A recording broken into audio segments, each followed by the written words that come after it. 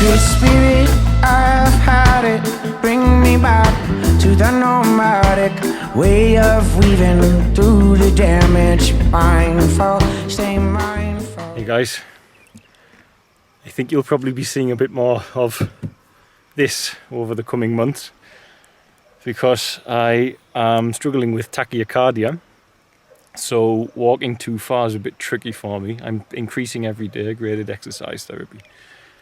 But I'm nowhere near as able as I was until I get rid of this parasite out of my body and my autonomic nervous system sorts out my oxygen levels and the red blood cells. So I'll be out with this a lot because I like to get out in nature, and well, this can get me there. It's either that or I get a motorbike, but we have one motorbike, but it's always in use, so I'll stick with what I've got for now. So you'll see a bit more of this, no doubt, in my videos while I'm out and about, and that's why, because I can't walk to where I used to walk to get out the way of things. I mentioned briefly in my last video about nearly dying, and I thought I'd go into a little more depth in that. I want to talk about the spiritual aspect in another video of what's happened to me, because there's definitely a spiritual foundation in what's going on, and you'll be shocked at some of the things that happened to me while I was in hospital, involving people from all over the world and unbelievable synchronicities. And the realization that there was some level of negative spiritual attack involved in it, as well as the fact of my health declining.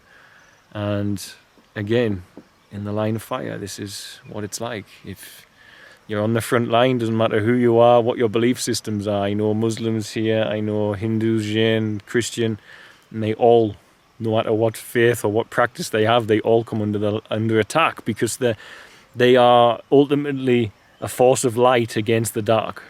And you can throw a lot of dark at light and you can't put light out. But you know yourself that if you've only got one little candle lit up in a room, then there's a whole lot of dark surrounding it. And if that candle somehow starts to burn a little less bright, then the dark encroaches a little closer into the candle. And this is ultimately what I see happening. When you get sick, somehow the dark around you encroaches on you a little bit more. But you have to invite it. And you have to realize that when you're back to full strength, the unlucky thing for that darkness that came closer to you is it will be extinguished when you reignite yourself. So when I say invite it, I don't mean invite the darkness into yourself. That's the last thing you want to do. But what I mean is accept the battle is there. Accept the fact that when you work with God, you're going to have these spiritual problems. Maybe I should just talk about it now, actually, now I've said that. Let me tell you all something what happened. And I promise not to disclose the identity of this person. And I will adhere to that because they're concerned it would affect their gift. But whilst I was in hospital in Nairobi, a good friend of mine here, who's the night shift nurse, called Naomi.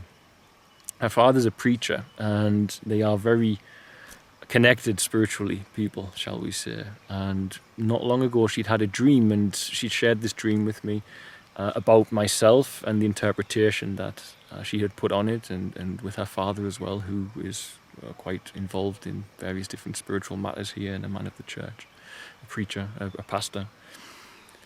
And I spoke with her, and there was a time in the hospital where all of a sudden I became very dark and depressed, and I completely lost faith in everything, in God the lot. I couldn't feel my connection with God, and I thought, this doesn't feel normal. And I spoke to my wife, and even when speaking to my wife, she completely agrees I was just not myself. I was so negative and I was so down, and I could feel this darkness passing over me, and I couldn't suss out what was going on. Not long later, I felt a lightness come over me, a very light feeling. Now bear in mind, I knew that God was present. I'd had my spirit birds hanging around outside, and I had a few incidents with feathers and family and stuff like this. So God was around 100%. I mean, just see from the response from everyone who tried to, who did help to get me the treatment I needed, etc. That God was present. God knew what was going on.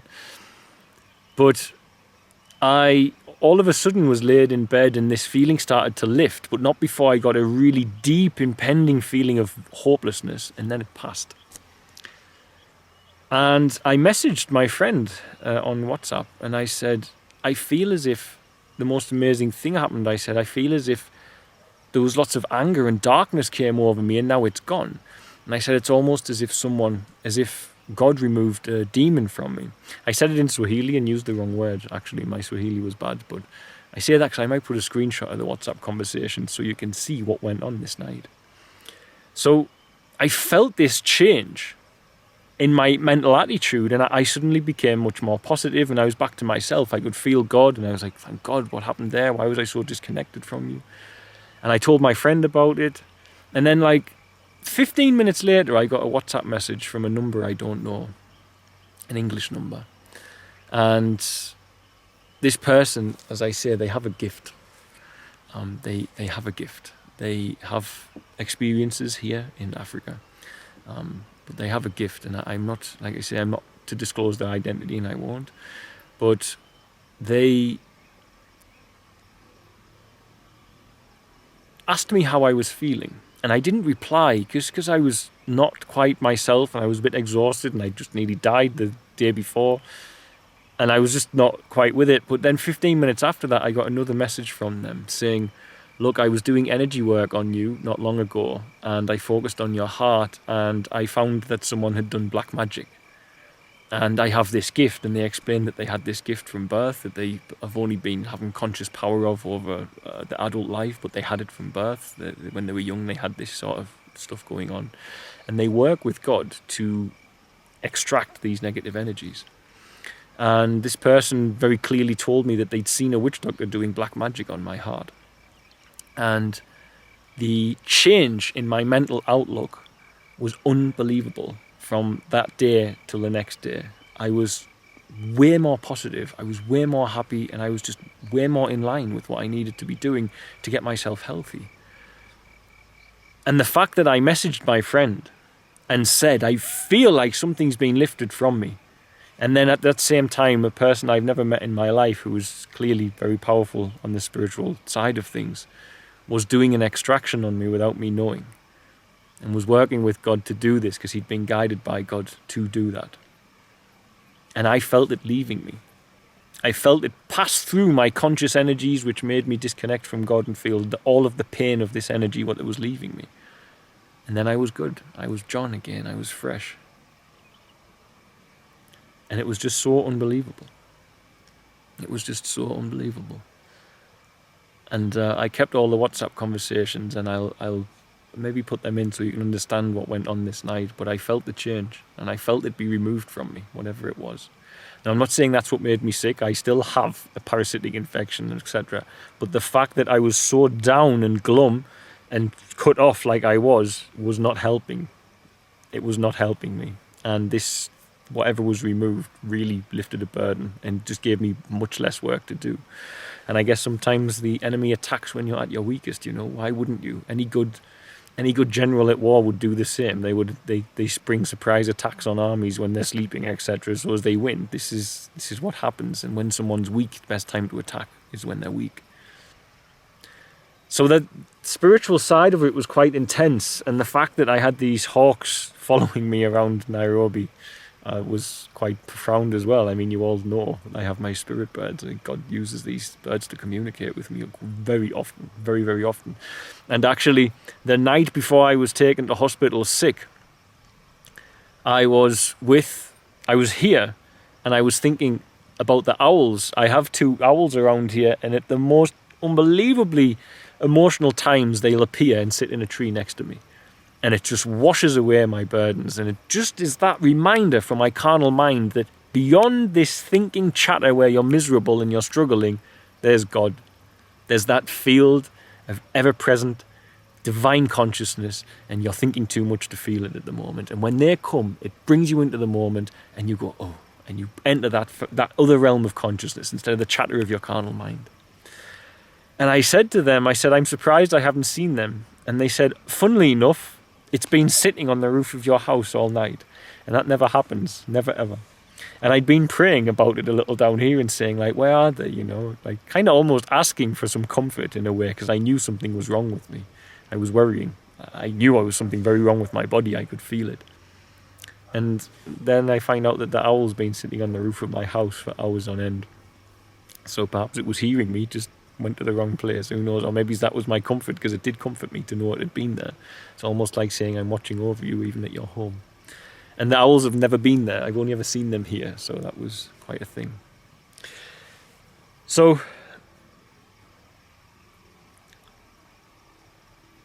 that was some of the spiritual stuff that went on. But also at the same time, as I say, I nearly died.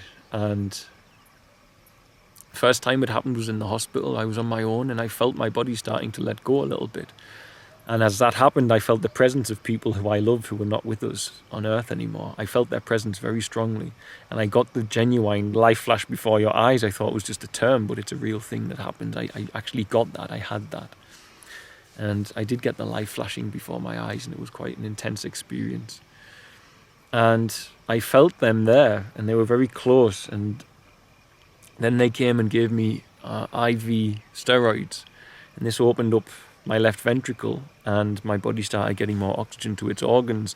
And that closeness with that energy, which to me was the other side, this pure light feeling, it's just feeling of complete humility and just peace that I almost longed to go back to.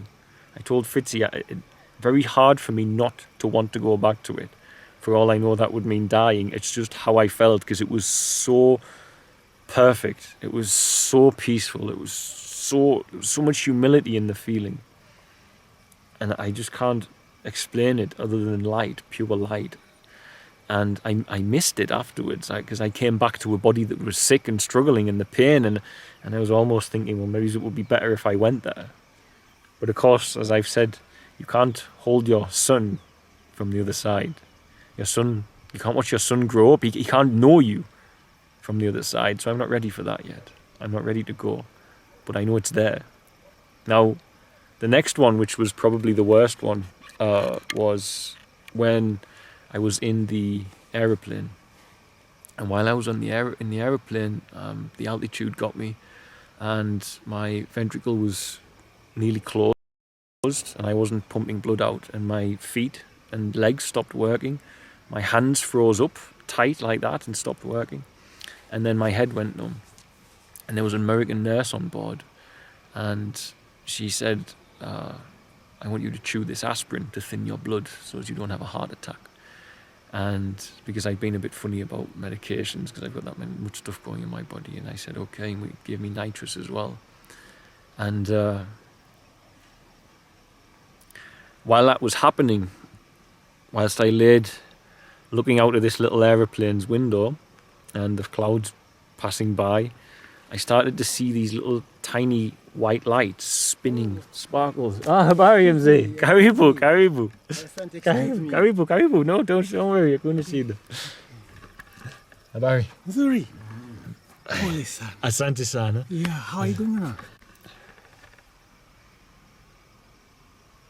Hey guys, sorry, this is a guy who's now working for me actually, but I know him from this forest, and he's one of the few who speaks good English around here.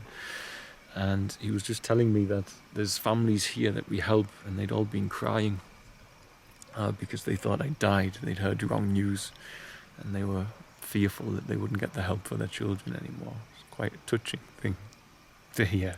I need to make sure that people know I'm okay, you know.